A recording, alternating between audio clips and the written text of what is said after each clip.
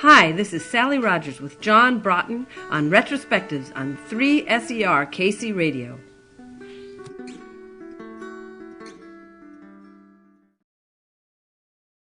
University of Michigan in piano, and she's been an accompanist and a piano teacher all my life.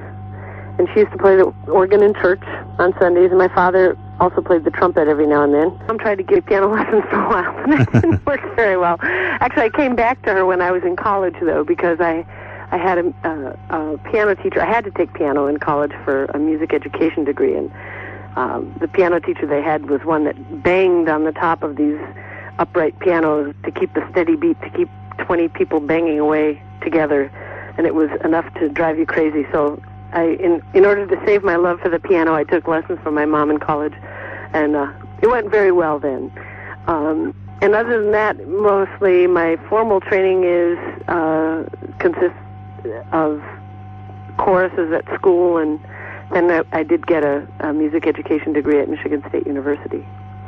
Looking back now, what do you think first attracted you to the art of songwriting, or maybe who were some of the writers that did inspire you to want to become a songwriter?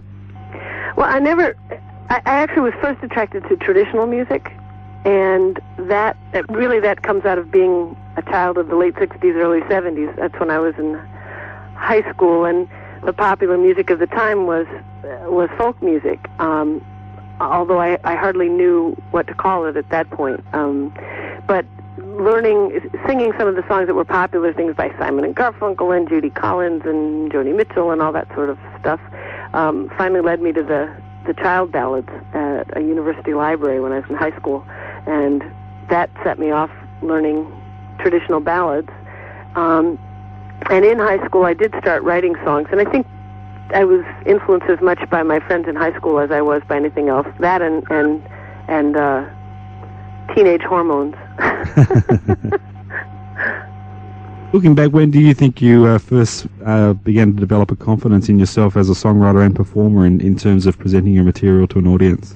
Well, in 1978 or 79, Stan Rogers, who was a songwriter and singer from Canada at the time, encouraged me to audition for the Canadian festivals, as they were looking for women to be on their rosters, because they had mostly just men at the time, and they finally woke up to that fact.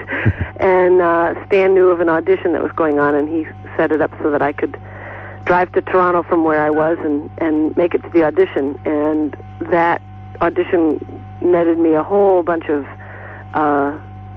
Canadian festivals, some small, but also the Winnipeg Festival.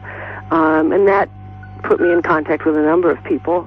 And in terms of building confidence, all through high school and college, I was performing, certainly in school, and then in bars and in restaurants, and making my spending money, and actually putting my way through college by singing. And in terms of trusting my songwriting ability, also at about that same time, in 79, I wrote a song for my grandmother's 92nd birthday, I think it was. And never intending to sing it, I just wrote it for her, and I sang it to her, and gave it to a few relatives. But my friend Claudia Schmidt heard the song and really liked it, and she learned it, taught it to Lisa Null and Helen Schneer, two other singers, and they all happened to show up on Garrison Keillor's radio show, Prairie Home Companion, which is a very popular public radio show here, sort of a variety show. And he really liked the song and wrote me a letter inviting me onto his show. He said anytime I was out that way to come. And so that was really the first time I acknowledged that, hey, I do write songs. Even though that was the only one I'd written, really. I mean, the only one that I'd written that I'd kept. And actually after that, then I did start writing more. It's been in the last, I'd say, 10 years that I've become a songwriter who writes on command and commission as much as by inspiration. For years and years and years, I only wrote when I felt inspired by the muse, and didn't understand how it could be possible to actually make a decision to sit down and write. And in the last, 10 or 15 years, I've been doing a lot more writing. And actually, currently I'm working on a commission for a Mennonite community down in Newport News, Virginia. I worked for them 2 years ago. They had their centennial celebration, and they turned the last Mennonite barn down there into a theater. And I wrote the music for a little folk opera that they put on that was based on oral histories of their community. And now they're doing a second one, so I'm working on that just now. As a songwriter, when do you know that a song is just right? That's interesting. I'm not sure. I don't know that you ever get it just right, because the options are so open-ended. I've thought about that a lot lately. How do you know when it's done? You know, you can't set the timer and have it ring and say, it's done. Yeah. I guess when it seems to say what you wanted it to say, and it comes out feeling right. I'm not sure, and people can understand what it is you're trying to say. I read on the liner notes of one of your albums that people do suggest to you often that you should write more than you do. Uh-huh. What would be some of the main factors over the years affecting how much you do sit down and write? Currently, it's children. I have two, and it'll be a miracle if we have this conversation without being interrupted. I told them I'd be on the phone, but I suspect they'll be here any second now. So that's a big one, and I'd say that's probably the biggest one. Actually, I've been doing more writing in the last 2 or 3 years than I've done probably in my whole career. I've been doing a lot of work in schools, doing songwriting with kids, and doing a lot with history-based writing. I got a grant from one of the areas that's overseen by our National Park Service to write songs based on primary historical sources, like on letters and diaries and photographs and that sort of thing, in history of the region that I live in, up here in northeastern Connecticut. And so in writing those, then I also worked with fourth graders and taught them about primary historical sources and oral history. And they actually, each class that I worked with, and there were 9 classes, each one collected an oral history as a class from an elder in the community, and then they took one of those stories and wrote a song based on it. They wrote the lyrics, and then I wrote the music. So, you know, that project alone generated, about 23 songs, I think, in less than a year. So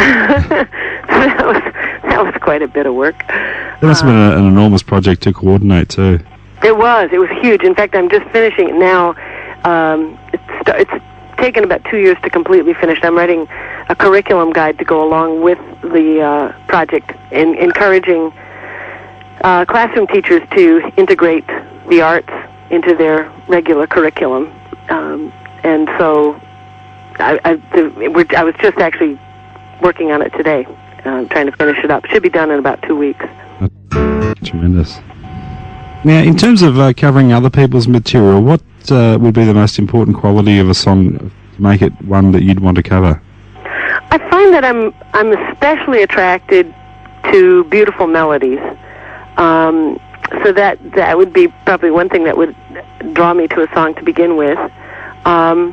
And then I consider myself to be a fairly limited instrumentalist, so it has to be something that can pretty much stand on its own vocally, either a cappella or with minimal guitar accompaniment or dulcimer or banjo. So I guess that's part of it. And then it has to say something that has something to do with me and my life. I find that I'm drawn quite a bit to Bob Frankie's songwriting, and actually from Australian roots, Judy Small and Eric Bogle. I love their work. Oh, sure. Although I don't cover any of their stuff, but I do love it and am inspired by it.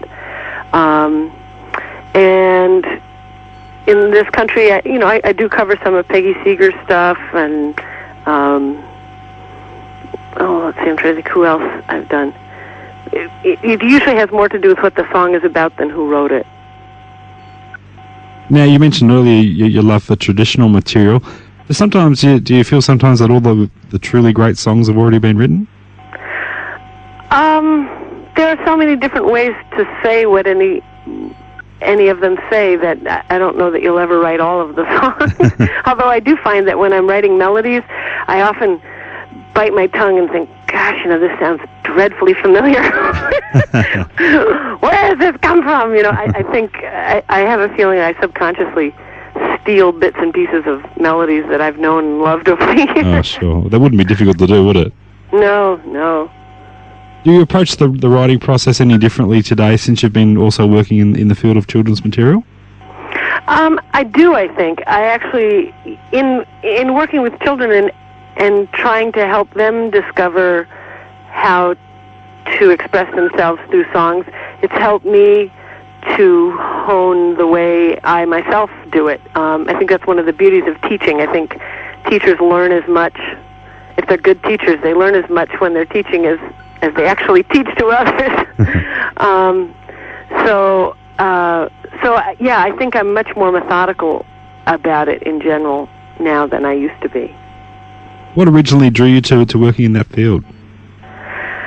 Well, I grew up around music all the time, and it's always been an outlet for me, singing. And it certainly was what got your friends in high school. I don't know if that's true anymore, but girl singer with long blonde hair and a guitar, that was a good thing to be back then. Yeah. And so I think that's what drew me to it in part, but also it certainly was my way of expressing myself. And I think getting up in front of people and singing also served a need that I must have had as just a personal need to be noticed and recognized. What about working in the area of children's songs? What first attracted you there? Well, originally, I got my degree in music education, but I really never taught. I never had a classroom, and I really got it as a backup. Every year I was in college, I always was going to quit and go on the road, and I had a scholarship to go to college, so it called to me. I was smart enough to realize that if I didn't finish then, I wouldn't have the scholarship again. So I did finish, and but then immediately I went to work at Elderly Instruments, which is a wonderful music store in Lansing, Michigan, and they have an incredible mail order catalog. I know that they ship stuff to Australia, so some of your listeners probably are aware of them. And I worked there for a number of years. I ran their School of Folk Music for a while and taught dulcimer and singing, and I think also a couple of children's classes. So that was really one of my first experiences teaching, but it wasn't in a public school setting. And then right away from the start, I realized that if I could get a performance together that was an option to be sung in schools, that would be a good bread and butter gig, performing in schools. And I was good at it, and I like kids, so there's an awful lot of performers who really aren't equipped to go into a school and work in that setting, but I was pretty good at it. So that's actually been one of the things that's helped pay my way through life. I mean, I'm very fortunate in that I'm a folk singer that's been able to make a living, which is kind of unusual. So anyway, that's one thing. And then I love working with kids. I mean, they are our future after all. And anymore with music, I don't know what it's like in Australia, but here, music and art is being slashed from every school budget. Our schools are locally controlled by school boards that are elected within the town, and they're funded mostly by local tax money. And so if people don't want their taxes to go up, they vote down the school budget. Yeah. And the first thing to get cut out is art and music. And I find this absolutely horrifying. Art and music are the things that make us human, and they feed so many kids. And I mean, I think a lot of the problems that are being seen in schools with behavior and so forth, I mean, you can point fingers at family and society, but also, if schools have no creative outlet for kids, if it's all take a test, write a paper, hand it in, and there's no art, music, drama, dance, then a huge number of the students lose their way of communicating with the world, and a lot of them don't even get the chance to discover that because it's not even available for them. There is a real tradition over the years, I guess, of folk artists successfully also writing for kids. Do you have a theory? Yeah? Writing or writing? Writing and playing children's material, yeah. Oh, yeah. Do you have a theory on why this is so? Why it's good for kids? Or why there is that tradition of folk artists going in that direction? It's something we do well. Yeah. And it's, the practical reason, I think, is because schools are very focused on writing, period, and if we went in there to teach kids how to write melodies, we wouldn't have any work.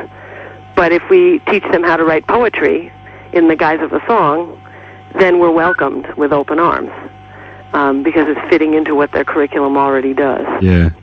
And I think that's certainly the secret here, is not coming in trying to change what they're doing outwardly. I think certainly we all have the feeling that underneath it all that's what we're doing, but to go in and start where the teacher's at and use their writing curriculum and use that to bounce the songwriting off of. So I think that's probably one reason we're welcomed in there. Which do you find the easier audience to play to, adults or children? Well, children are much more critical. and they let you know right away if what you're doing works. What do you think we as adults could learn from children in terms of appreciation of music? I don't know. That's a hard one to answer. It depends on who you're what children you're asking about, because at a certain age, most children, I think, musically listen to that which is popular with their peers. Yeah. Oh, here come the children. Hold on just a second. Okay, sure.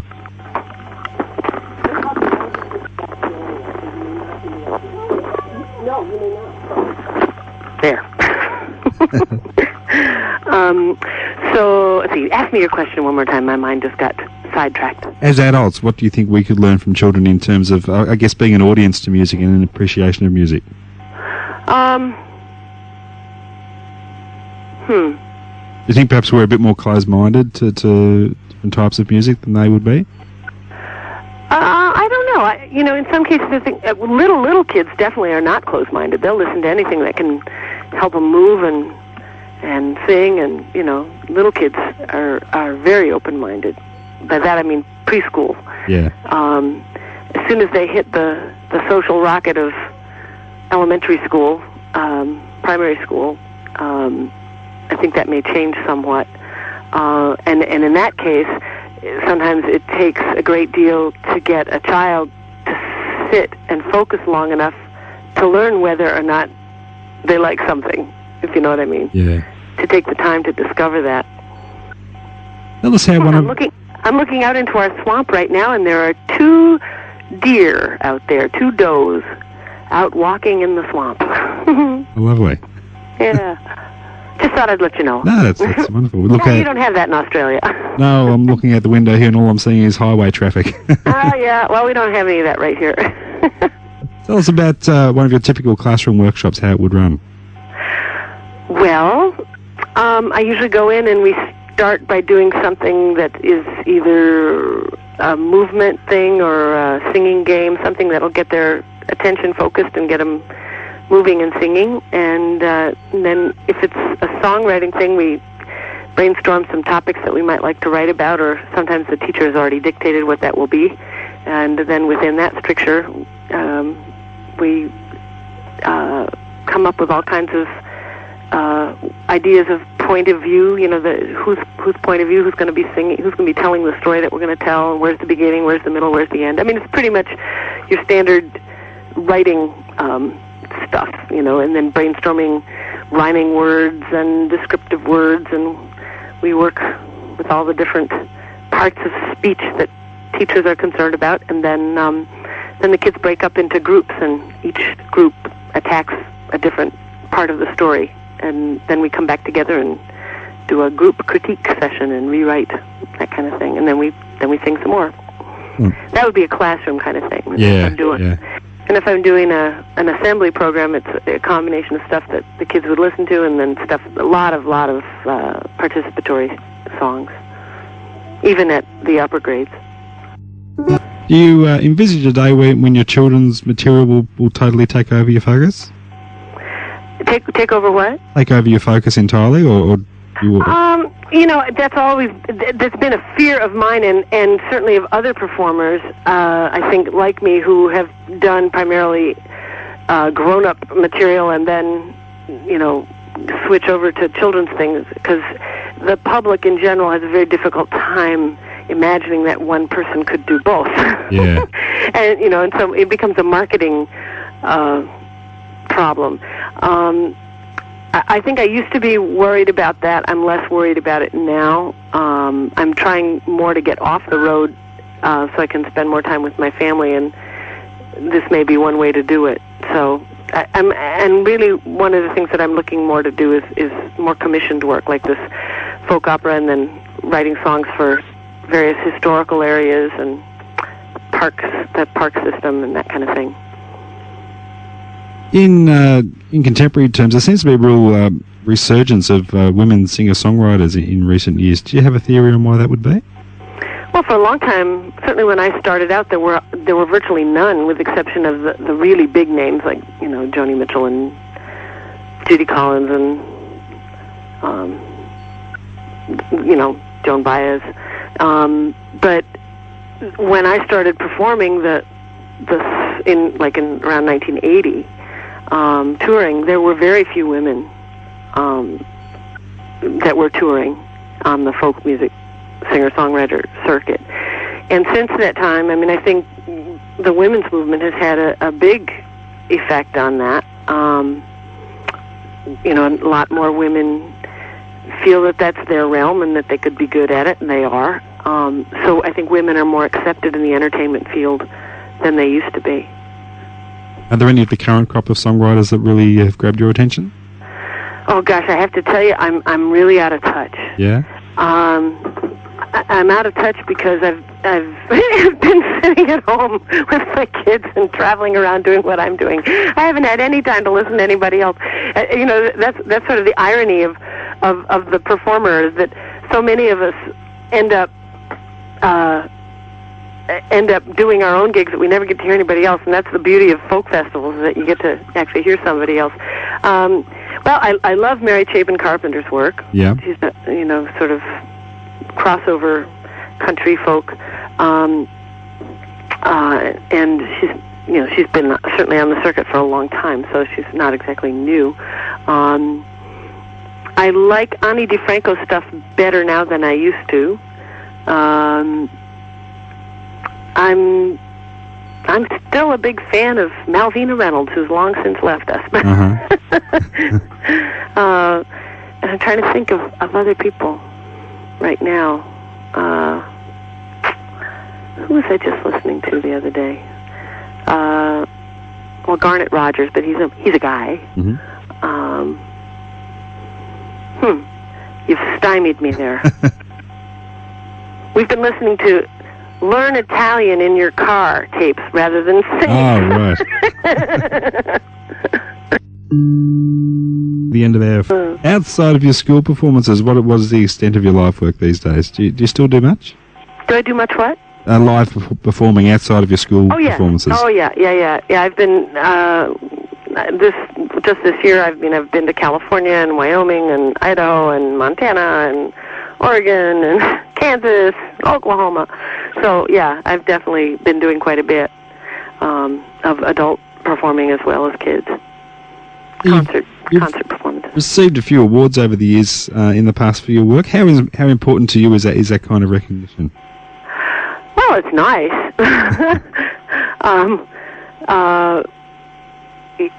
I think if I were a better marketer, I could use it better to my advantage.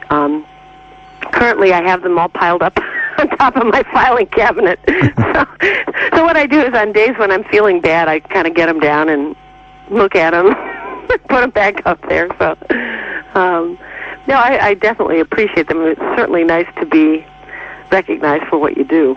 Sure.